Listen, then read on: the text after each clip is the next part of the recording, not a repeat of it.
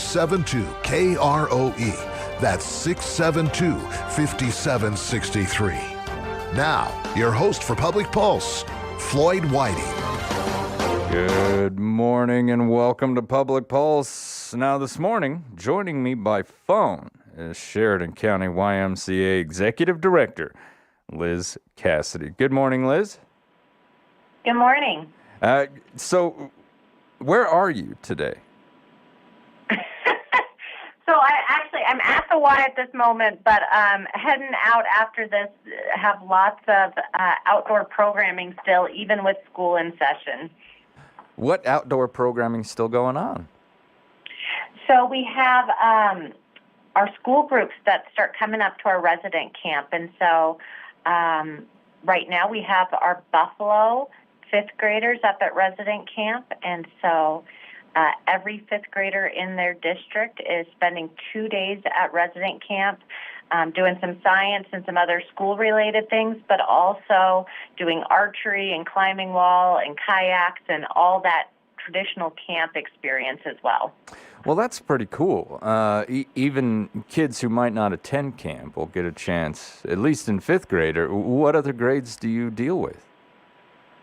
You know, just depending on the class that wants to come up, sometimes we get fourth graders from across School District 2. Like I said, they make their tradition fifth grade, which is awesome.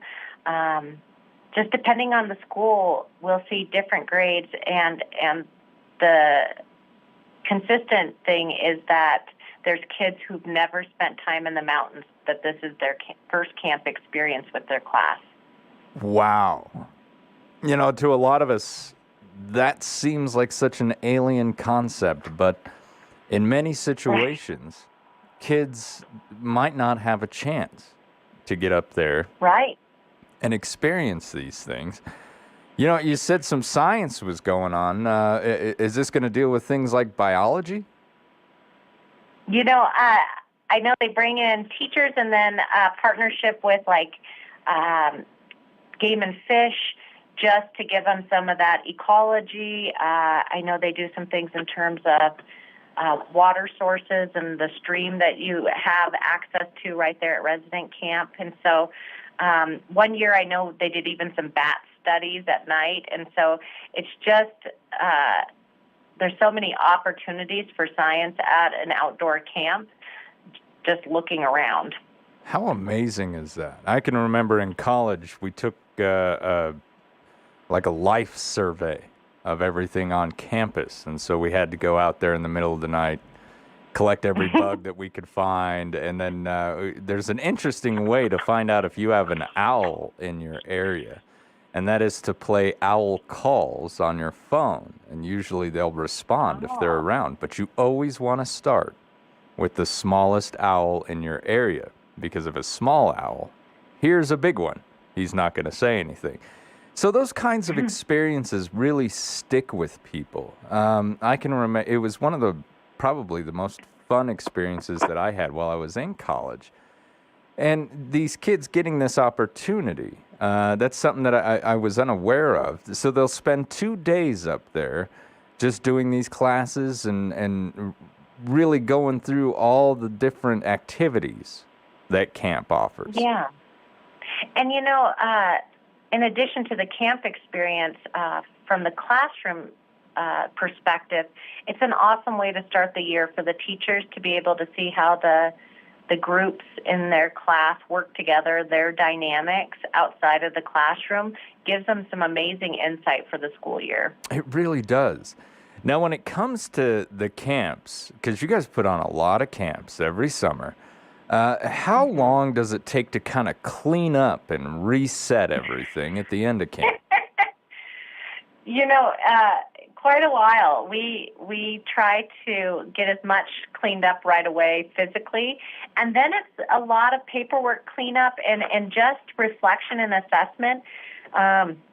We've never figured out the perfect season, and so there's always work to be done, and we've already had our first camp preparation meeting for next year, just while it's still fresh, figuring out the things that went really well, the things we want to change, where do we want to be intentional both in the calendar and community needs that haven't been met.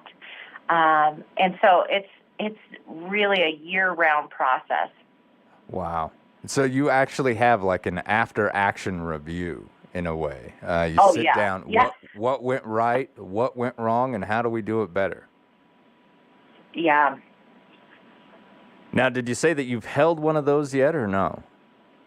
Yes. So we have already had our first meeting, and we'll schedule our next one soon. In terms of, it's twice, 3 times a month until we hit camp season next year. And so Wow. I know all the kids are back in school, but it's a year-round process to do it and to do it well and be intentional and work out the kinks from the year before, but also just a lot of those conversations around who did we reach this year and how do we reach them even more. And so the example we used is the Dungeons and Dragons camp was awesome. And how do we get those same kids plugged into other camps that also interest them and let them find a passion at the Y? How amazing is that? And I love to hear that the D&D camp went over really well. Now, if I was a camp counselor and I had an idea, maybe I wanted to add an activity, is it during these AARs, these after action reviews, where I get to suggest that, or are these meetings really just held kind of at the leadership tier? So most of our camp counselors have left us at this point, so they aren't available for these meetings. But throughout the summer, those ideas come together organically, and through the school year too. A lot of our best camps is because a camp counselor went off to college and they're studying something, and they come back and they're like, we should do a camp on this. Or a member finds out about a really cool artist in the community or industry that would be willing to hold a camp and host with the Y. And so, I mean, we can do a lot of strategizing internally, but those external ideas have become some of our most successful. And if there is an industry out there and they maybe they think, you know what, it would be great to have kids around to learn how to do this. We can make some activities that would be fun. Do they just need to contact you and say that they're interested in that? Oh, absolutely. And if you are grousing at your desk that there's no young people who are interested in going into your industry, what a great investment of time and energy to introduce kids to all the different things. I went to career day in elementary school and wrote down that I wanted to be a mad scientist. And so they sent me to a water lab, and not at all what I was thinking about for mad scientists. But that experience has stuck with me ever since in terms of how that process looks when you test water for different things. And it was just really formative, even though I haven't went into the water lab world. It's amazing how it frames things for kids, and I think so often we forget that they need some way to put into context all these job opportunities that are out there. And I think the younger we start that, the better. One thing that I really feel is that by the time a kid is 18, we kind of expect them to know what they want to do for the rest of their life. But I don't think that is really true. And I think a lot of kids end up getting conflicted. They get to college, and I think that's why ideas change so much. Even before my daughter went off to college, I think her career changed in her mind about 3 times of what she wanted to do. But I think that's great, having an opportunity to see these different industries and understand what they accomplish and what their goals are. I think that's fantastic. Now, you've got some construction going on down there at the Y. How is the construction going? I mean, it's strange to say, but it's going awesome. Our construction crew has been amazing. Odell Construction has been keeping it on schedule, and beyond a miracle, we've kept it in our budget. And right now they're cutting, and so that they can get an elevator prep to go in November, and they're going to be hanging drywall soon, and so that's when you can really see the new shape of rooms. poured the floor leveler, and so there's no difference between where the pools were and the pool deck in the old pool area that we've remodeled, and that's pretty amazing for someone walking in there to have no idea that these used to be, 9 feet deep pools. Yeah, absolutely. Now, I can't remember, Liz, if I asked you or not, but how do we fill a pool? Is it a substrate that you dumped in that pool to kind of fill it up, or is that just all concrete? 'Cause that seems a little expensive. So, right. It's actually it's the weirdest product in my mind, but it's, I think, been around long enough that a lot of people are familiar. It's a kind of a construction grade foam, and so it just came like Legos, big foam blocks, and we filled the pools full of them, and then it's just pouring a very shallow level of concrete over the top. So some rebar over the top of that, and then just pouring a top of concrete. And so it really worked out pretty smoothly, especially for how much they needed to fill in those pools. Yeah, because I was thinking about that. The YMCA pools are not small. So, man, that had to take quite a bit of material to get down in there. Now, you talked about they're getting ready to put that elevator in. That's got to be an extremely cumbersome process to fit an elevator into a building that was not initially built to have one. Have you kind of watched over their shoulder a little bit to see how this is done? It's a little mysterious for me, except that I know your description is correct, cumbersome. It takes a lot of finesse to figure out what you need for infrastructure to ensure that we have a safe operating elevator right in the middle of a pre-existing building. I can only imagine the things that they've had to do to reinforce that small of an area. How big is the elevator going to be once it's all done, Liz? I don't know what you would describe it in terms of passenger capacity, but we're going to primarily use it as a service elevator. Since our youth are going to be upstairs, it will help us bring, all of our laundry or bedding for nap time, those type of things upstairs. And then it's just going to be available for kiddos that might need that in terms of physical hindrances. If you end up with a cast on your leg or, heaven forbid, in a wheelchair, you have that accessibility to both floors. And we're really excited on the front end that we'll have that elevator in place before we bring all the fitness equipment downstairs. We can use the elevator because nobody was looking forward to bringing all of those treadmills and weight machines down the stairs. I have had to move treadmills during my time in the Army. We had to move quite a few. And holy cow, you want to talk about a heavy piece of equipment. So, right. Only piano movers seem to understand. Yeah, they can identify with it. Now, speaking of the staff, are you still looking for some slots to fill over there? Yes. Across the board, like the rest of the world, we're looking for staff and really looking for people who want to make a difference in any demographic of work. And so we're looking for staff to lifeguard in the pool. We're actually had to shrink our hours in the evenings so that we can accommodate our lack of staff and make it safe. We're looking for swim lesson instructors. We're looking for weight room attendants. We're looking for child care staff, so preschool teachers and assistants, after-school program staff. You name it, we're looking for staff. And I say that, and I'm so impressed by the staff we have that they're just high quality and that they ebb and flow among all of the tasks to make sure that everything keeps running until we get that ideal staffing model. Now, you and I have talked about it often, actually, but I'm going to ask again, just in case we've got that individual out there on the fence. What are the advantages to working with our Sheridan County YMCA? Oh, gosh.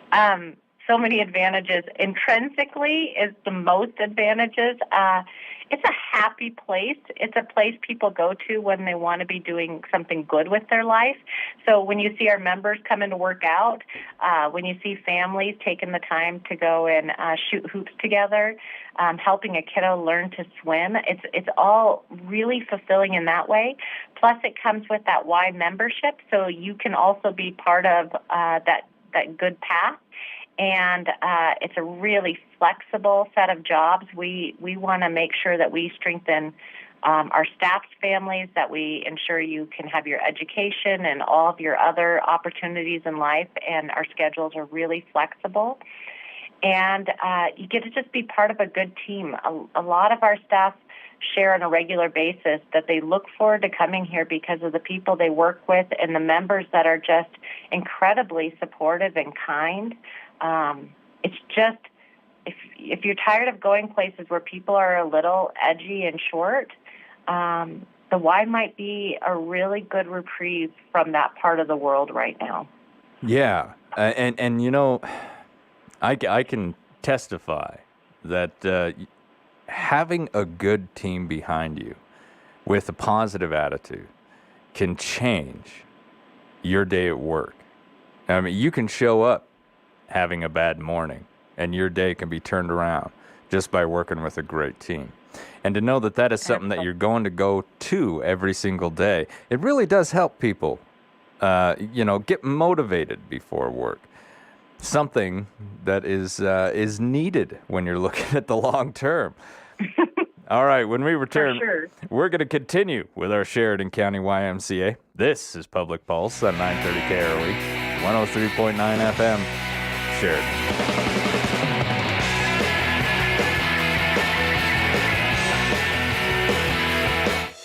At Eliason Financial, money management isn't just about dollars and cents. It's about dreams and opportunities, and more importantly, family. We'll take time to get to know you. Then we'll develop a unique wealth management plan that works hard, just like you.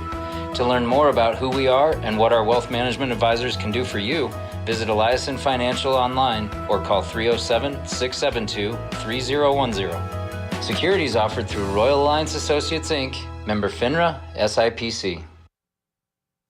Bookkeeping. Let's face it, it's not one of your favorite things to do. In fact, it's not most people's favorite thing. There you sit, looking at all that paper, taxes, bills, budget. And if you own your own business, you could feel like you're drowning in paperwork. Don't be frustrated. Contact Cloud Peak Accounting. After all, they're the people that actually enjoy that kind of thing. With their easy-to-use website, you can do business with them from the comfort of your own home. Visit cloudpeakcpa.com.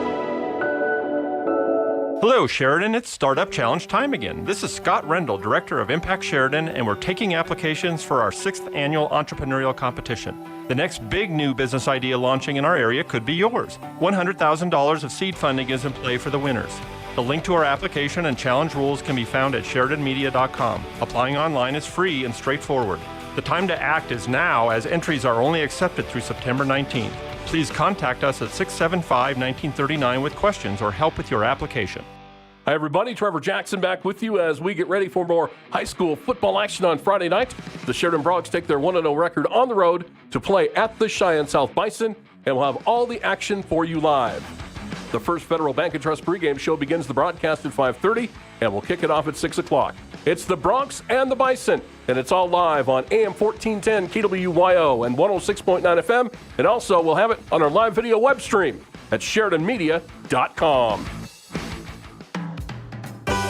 It's time to cowboy up and register for the annual Wolf Creek Wrangell Trail Run. Race day is September 17th, and you can run, hike, or participate virtually in a 5-mile, 7-mile, half marathon, or 30K run. This event is hosted by the historic Eaton's Ranch, and all proceeds benefit Habitat for Humanity. Spots are limited. To register, go to runwolfcreekwrangell.com. This race is brought to you by Fremont Toyota of Sheridan and sponsored in part by Sheridan Media and Sheridan County Travel and Tourism. Bye-bye. Bye, my good boy. Be good while we go on vacation. Parents get so uptight leaving us precious pets behind, but when they leave us in the quality care of McGraw's Paws, they really have nothing to worry about. We get lots of love and attention from the trained staff. This place is so nice, clean, safe, and pretty darn comfortable, so we dogs and cats have a good time while they're away. Plus, it's in a convenient in-town location for our humans. McGraw's Paws, 1820 Gabriel Court, next to Second Chance Cat Rescue. Call 307-381-2184. We're taking in-advance reservations. Good morning and welcome back to Public Pulse, brought to you by our friends out there at Eliason Financial. I'm Floyd Whiting. This morning, joining me by phone is the Sheridan County YMCA Executive Director, Liz Cassidy. Now, before the break, we were talking about some things going on up there at the Y. We've got construction happening, and she's also looking for some slots to fill. So if you, or maybe someone you know, is looking for a job and they would like to have one in a great environment and be able to actually help and contribute to their community, this is a fantastic position to apply for. Liz, if someone out there is looking for this position, how do they apply? Sure. Several routes. You can come down to the Y and get a paper application. You can go online and get an application or on our website. Or we also have our jobs posted on Indeed. And so if you're already on that search engine, you can also find us there. Now, the fall season brings fall programs at the Y. Liz, what can we register for right now? Sure. So you can get into some fall swim lessons. They start next week with Labor Day. We actually just finished fall soccer sign-up, but there's still opportunities. Again, if you're looking to volunteer, we're still looking for coaches and especially referees. It's a short, beautiful season of soccer that we just need some help refereeing some games for a couple weeks in September. Now, those fall swim lessons, what's the youngest age my child has to be for me to be able to get them in there? So 6 months old is for our parent and child swim lessons. Oh, so my you get goodness. in the water with your child. Yeah, and then at age 3, they can start independent swim lessons where you as the parent don't need to get wet, but your child would be in with a small group of peers to practice all of their swimming skills. And that's 3 years old to be in there alone? Yeah, Okay. yeah, and I mean, I would highly recommend to any parent that's like, gosh, they seem so little, get them in the water at 3 years old, and you will never regret it. Getting them swim lessons early on means they're not going to have that opportunity to develop a phobia around water or bad habits like not putting your face in water. And if you wait till they're in elementary, especially if you wait till they get those junior high swim lessons as part of PE, bad habits or fear of water has already fully solidified. Yeah. That's, what's really weird. My daughter always had a fear of water. We're not sure why.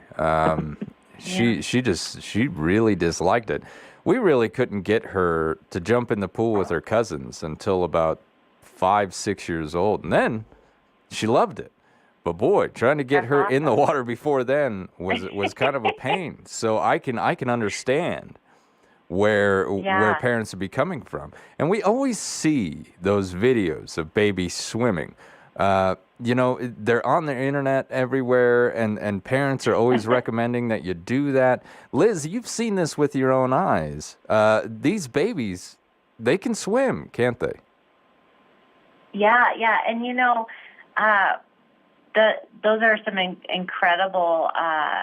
It's kind of a program that they use for that, and we don't go that far in our baby lessons. It's more of a making sure that they think the water is a good time, like so a familiarity type of thing. Yeah, so like water acquaintance, and so it's blowing bubbles. Them electively putting their head in water, exploring the water with their parents, who are their most trusted teacher. And then we just build from there. I grew up in the old school swim lessons where my mom, who did not know how to swim, was like, yeah, at the end of your infant lesson, we took you to the deep end and dropped you in, and you came up to the surface. And I cannot imagine doing that with my own kiddos, even though they've been in the water since, 6 months old. It's amazing how much just that trust and slowly building on that confidence gives them a good foundation for all of their swimming through life. And swimming through life is a little like literacy. A kid who never felt comfortable with reading, you can see it as an adult, how they avoid certain things because they're not comfortable in their literacy. The same with water. Kids will find it almost to be debilitating. Like if they were never a swimmer and they felt that fear around it, the amount of accommodations they make in a life avoiding water, from where they vacation, what they do with their children, all those things, it can really hold on to a person. It really can. Even in my unit, the 1041st, we were bridge engineers, and so we worked around water frequently. Oh, sure. And we had to constantly go through what the U.S. Army called drown proofing, which is essentially a swim program. You had to prove that you knew what you were doing out there. And one of my childhood friends that I served with, I had no idea that he was as terrified of water as he is until that day that we went to drown proofing. It kind of shocked me. And I got to thinking back, he'd never jumped off the bridge with us. He'd never jumped into the pool. And all of a sudden I realized he had avoided hanging out with us anytime we went and did anything in the water. And here we were, 20-some years old, known him my whole life, and I hadn't really realized that. So I can attest that, yes, if they develop a fear of water early, it sticks with them for the rest of their lives. Now, tell me, we're looking for the refs and the coaches. Liz, if I wanted to help out doing that, what do I need to do? Oh, gosh, we would just hug you, Floyd. You would just call down to the Y. Kim Jacobson is our sports director, and she would set you up with everything you need. If you need a whistle, we've got a whistle. You need a stopwatch, we got a stopwatch. If you have never done anything with soccer, no worries. We will get you through training and so that you know what you're doing. I mean, it's really one of those volunteer services where we have an answer to any reason why you're holding back. Now, I'm running out of time with you, but could you tell me what the AARP and the United Healthcare Partnership is about and how the YMCA is involved? Sure. So real quick, it's just a season in case you weren't aware of it. If you are an AARP member or you have United Healthcare for your insurance, they have a program in which they would cover in partnership with the Y your membership to ensure that you have access to the Y. On our end, there's all these logistical things about counting your visits and all that kind of stuff in terms of our reimbursement. But for the member, it's a wonderful opportunity to utilize something you're already paying for. So if you're an AARP member or United Healthcare, there is an opportunity for you to have your Y membership paid for. And if you swing by the Y, we can give you information, or if you reach out to either of those organizations, they have information too on how to get connected to that benefit. How cool is that? I'll bet a lot of people out there don't even know that that's part of the program that they're already signed up for. Yeah, and it's a win-win. I mean, for them, it means healthier adults, and for the individual, it's one less bill you need to pay for. Absolutely. Now, real fast, Liz, what is the junior high program? Yeah, so we're so close to the junior high. They walk down in the afternoon. We'd love to have junior high kiddos at the Y. What they need to do is they need to register at the front desk as a member so that we make sure we have mom and dad's contact information, their full name, those type of things. And then there's a whole series of areas of the Y they can come work out or play. and it's all open to them. We just want to start developing that responsibility as a young member, and so they'll sign a code of conduct saying they understand what it's like to be responsible in the building independently by themselves after school. And then there's also an opportunity if they get tired of weightlifting or shooting hoops in the gym or swimming laps, they can also look into volunteering at the Y, and we have applications for that so they can help in after school or with swim lessons and just get plugged in the afternoons. Well, that's fantastic, and what a great opportunity for some of Sheridan's youngest residents to really jump into volunteering for their community. Liz, I want to thank you for calling over today. Good luck up there. Thank you. And have fun. Hey, thanks so much. Have a great day. All right, when we return, we're going to speak with the YO Theater. This is Public Pulse on 930 KROE at 103.9 FM. Sheridan.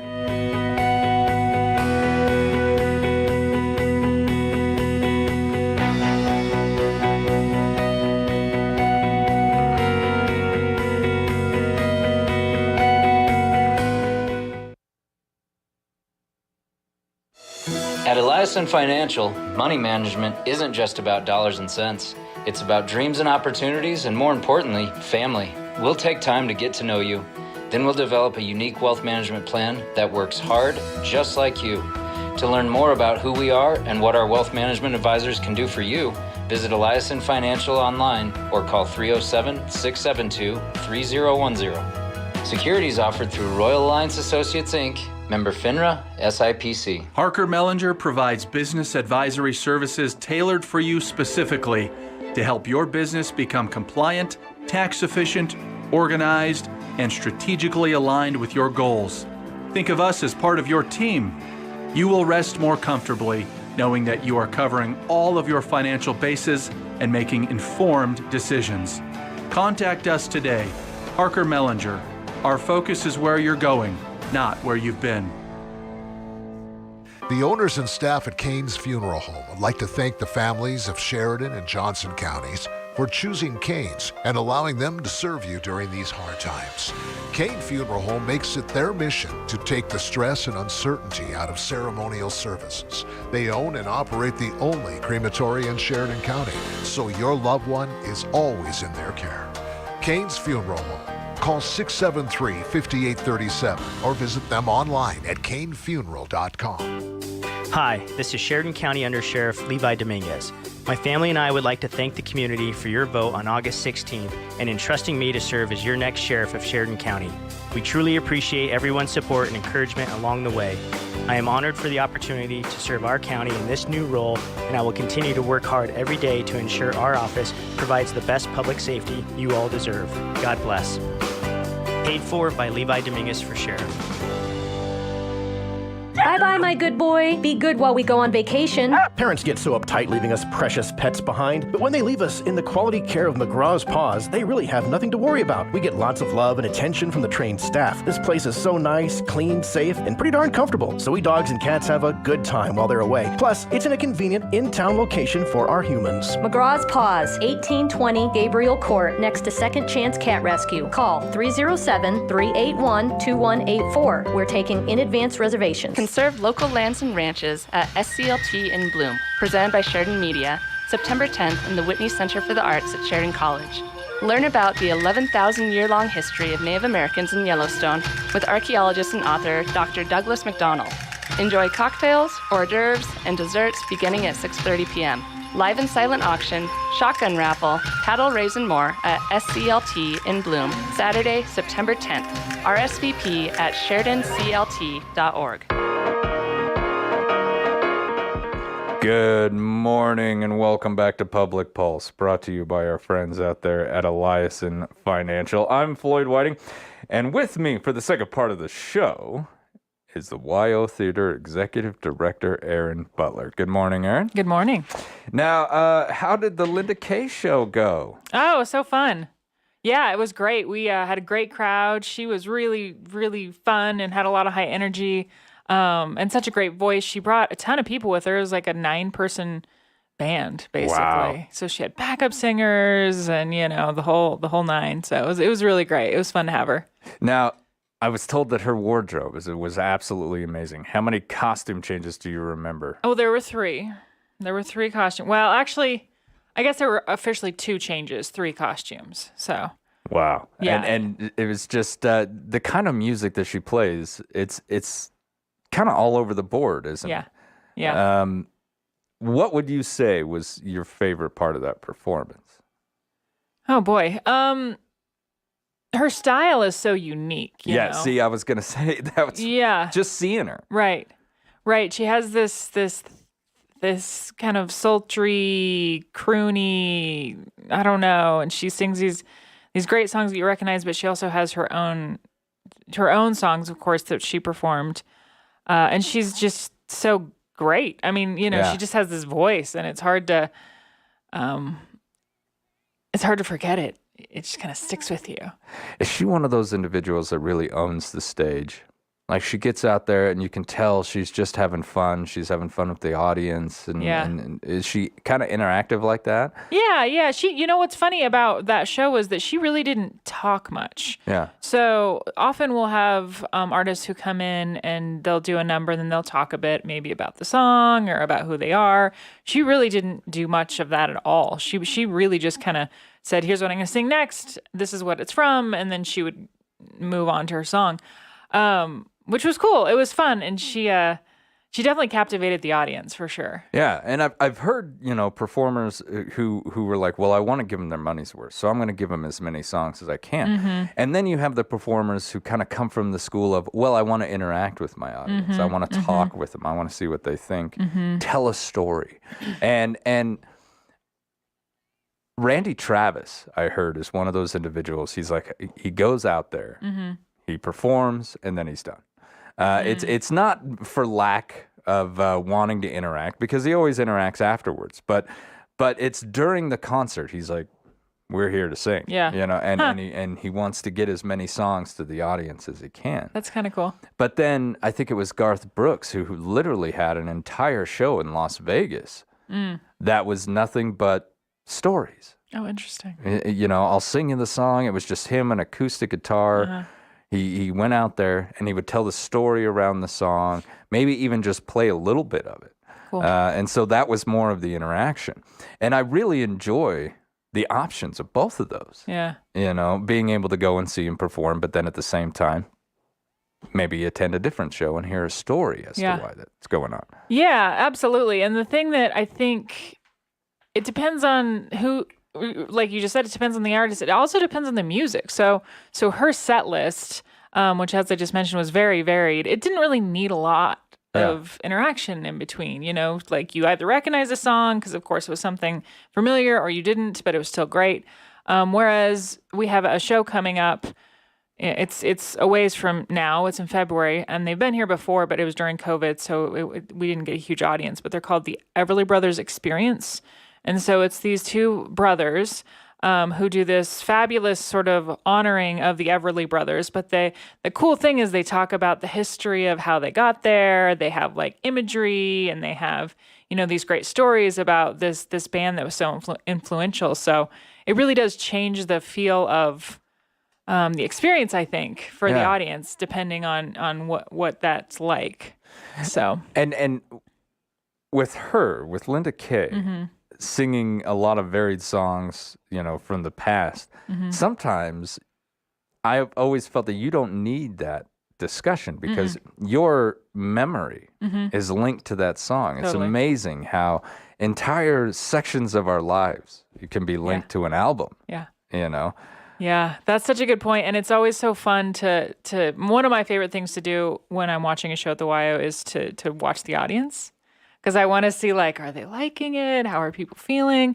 And when those songs would come up during the Linda Kay show, there was like these, you could hear people's reaction. There was like cheers, or oh yeah, or like yay, and people kind of sing along under their breath, and that's what's so great about live entertainment. And I'll bet that's a pretty cool aspect of your job, being able to actually do just that. Sit off to the side. And you've seen the performance, so you watch the audience. To your memory, and you don't have to say what show it is, but has there ever been anything that was just an absolute bomb? Well, so yes, Short but not answer. not because the show itself was bad, not because it was not well done. Some of our so years ago, the children's education series, as folks probably know, we have free matinees for the students. Yeah. The last, I'd say 4 years maybe, we've pulled back on presenting evening performances of those same shows because the audience just wasn't there. We've just, over years and years of practice, we discovered the audience wasn't there. And I say that because one very great example of that is this show that we had, and I cannot remember the name, but it was essentially about bullying. Okay. I mean, that was the messaging. And we did a couple free matinees for the students, and then we did an evening performance, a public evening performance. If we had 10 people there, it was a lot. Wow. It was terrible. I mean, again, the show was great. Like, the company is very, accomplished. They're a professional company, but and when that happens, it doesn't feel good for the audience. It doesn't feel good for the actors. It's just like, nothing about it feels good. Yeah. And we had one last year, at the beginning of our season last year, that was not great, but some people appreciated it. So I can only imagine the feeling in your gut when you see something like that happen, where you're like, oh, okay, we missed the target with this one. Yeah. And so do you just go back to your office and think, all right, we're going to adjust fire and move on from here? What if it was a show that had a run? Would you cancel it out? Oh, no. And that doesn't happen very often, because when we do runs, it's only for our local community theater stuff. Okay. So the shows that we present as part of our season are, one evening performances. And of course you can't. We do the show. Well, there used to be a term in theater. The show must go on, and then COVID happened, and that isn't true anymore. got kind of pushed off to the side. Weird. Yeah. But yeah, I mean, it's disappointing when that happens. I can think the most recent example that I just referenced was a gentleman by the name of Mark Berger, who came. He was at the beginning of our season last season, and he was pretty insistent. So he called me for years, wanting to do it, to be part of our season. And finally, I was like, okay, we're struggling this season. People are canceling. Let's see, bring this guy in. He's great. I'm sure he'll be fine. It was okay. The show itself, there was not very many people there. Yeah. And it really the music, it just wasn't to the level that we like to present. Yeah. And that's just, it's embarrassing mostly, but also it just is like, you feel badly. Like, I felt badly. Like, I thought I was better at this, and I guess I'm not. It's and one I of those wish days. that, Yeah. You go back to the office and you start wondering, man, what? what did How I do?